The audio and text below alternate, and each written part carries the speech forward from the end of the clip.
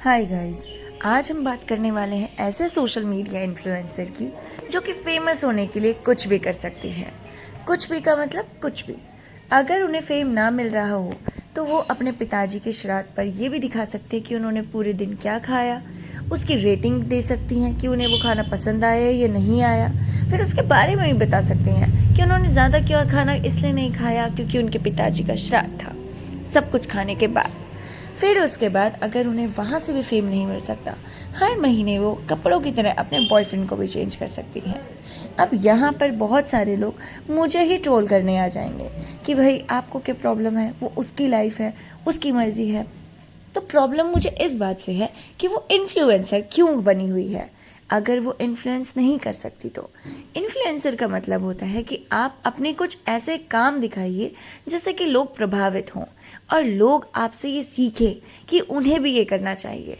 वही लोगों को तो हम इन्फ्लुएंसर कह सकते हैं ना, जो कि पूरे सोशल मीडिया पर छाए हुए हों इस बात को लेके कि उन्होंने बहुत अच्छा काम किया है।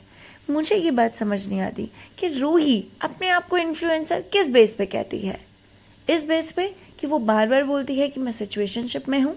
इस बेस पे कि वो किसी लड़के के साथ होने के बाद भी कहती है कि भगवान मुझे अमीर बॉयफ्रेंड से नवाजे। या इस बेस पे कि वो बॉयफ्रेंड के साथ रहते हुए भी उसको सीधे सीधे कह देती है भाई मुझे तो कोई अमीर आदमी चाहिए है शादी करने के लिए। लाइक रियली, जो भी हो। खैर, अगर हम बात शुरू करते हैं इनकी, तो इन्होंने ना सबसे पहले टिकटॉक पर वीडियोस बनाना शुरू किया और फिर उसके बाद वहाँ से धीरे धीरे करके फेम लेना शुरू किया।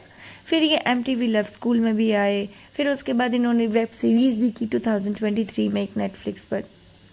काफ़ी सारे काम मिलने के बाद रूही को ये समझ में आ गया कि यार अगर हम इस तरीके से ही काम करेंगे ना, मतलब अगर मैं कंट्रोवर्सीज़ में रहूँगी, अगर मैं बहुत सारे लोगों को डेट कर रही हूँ, डेट तो वो इसलिए करते ताकि उसका दिन चल जाए। लाइक अभी उसका जस्ट ब्रेकअप हुआ था और उसने सारा का सारा मत दिया अपने हिमांशु बॉयफ्रेंड पर, जो कि एक्स है उसका। सारा ब्लेम उस पर लगा दिया कि भाई ये बंदी तो उसे सुधारने में लगी हुई थी लेकिन वो बंदा तो सुधर ही नहीं रहा था, और जब वो सुधर ही नहीं रहा था तो एट फाइनल इसको उसे छोड़ना ही पड़ा। Oh how sad. लेकिन ऐसा एक्चुअल में कुछ है नहीं। रियल में क्या हुआ होगा ना कि उसने इसके ऊपर खर्चा करने से मना कर दिया होगा। भाई जितने की बात हुई रहती है उतना ही होगा ना। अब ये सोचेंगे कि भाई मेरे को हमेशा यहाँ ले जाए वहाँ ले जाए। आप इसका कोई सा भी व्लॉग देख लो, उसमें ना ये बड़े से बड़े रेस्टोरेंट में गई रहती है, या फिर अगर इसके बॉयफ्रेंड का इसका खुद का बर्थडे आ रहा है तो बड़ा सा बड़ा कोई गिफ्ट देती रहती है। ओह सॉरी, लेती रहती है। गिफ्ट्स तो देना इसको आता नहीं है, क्योंकि अगर ये कोई गिफ्ट दे देना तो 2-4 हज़ार का, तो उसको भी सुनाती रहती है यार मैंने इतने का गिफ्ट दे दिया, अभी तुम मुझे क्या दे रहे हो, ये वो। अभी रिसेंटली ना मैंने इसकी एक वीडियो देखी, शायद वो इसके एक्स के साथ हिमांशु के साथ की थी। तो इसका बर्थडे था और उसने ना उसको जॉर्डन गिफ्ट किया था। बर्थडे था या फिर ऐसे ही जस्ट ये लोग नया नया डेट करना इन्होंने स्टार्ट किया था, तो उसने जॉर्डन के इसको शूज़ दिए रूही को।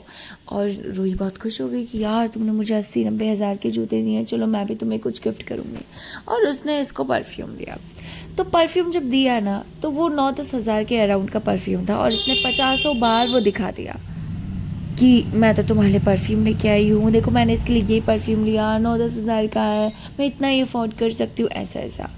भाई ठीक है, अगर तुम्हें लगता है कि तुम इतना ही अफोर्ड कर सकती हो, देन वाई सो हाई डिमांड्स।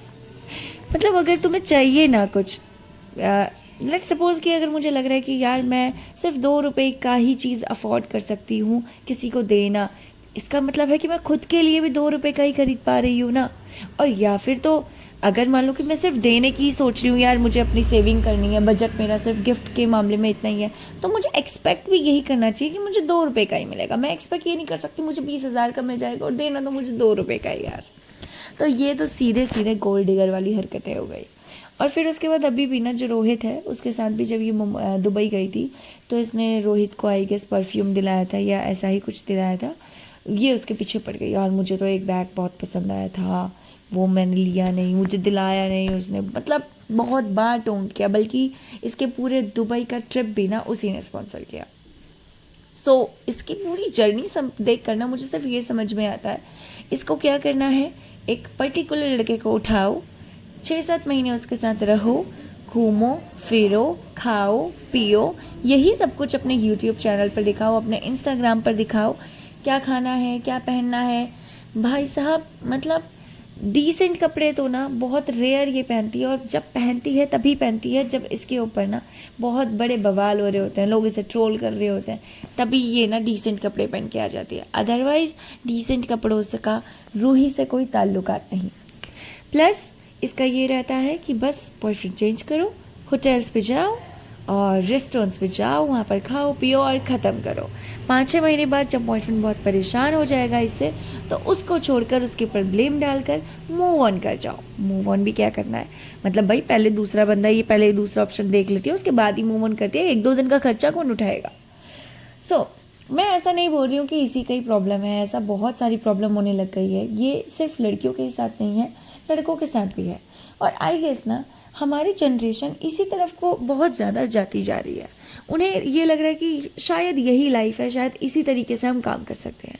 तो नहीं भाई, हम इस तरीके से काम नहीं कर सकते। हमें अपनी दुनिया को आगे बढ़ाने के लिए, अपनी लाइफ को आगे बढ़ाने के लिए किसी एक पर्सन के ऊपर डिपेंड नहीं रहना चाहिए। और आजकल तो भाई लड़कियों को सीधे सीधे बोला जाता है इंडिपेंडेंट बनो। आप किसी के ऊपर क्यों डिपेंड हो रहे हो। साफ साफ दिखाई दे रहा है यहाँ पर कि गोल्ड डिगिंग अगर तुम्हें करनी है तो तुम्हें किसी के ऊपर डिपेंड रहना पड़ेगा। जो चीज़ तुम्हें नहीं भी पसंद है वो चीज़ तुम्हें खानी पड़ेगी ज़बरदस्ती। क्यों? क्योंकि दूसरे बंदे का पसंद का है और वही पे कर रहा है।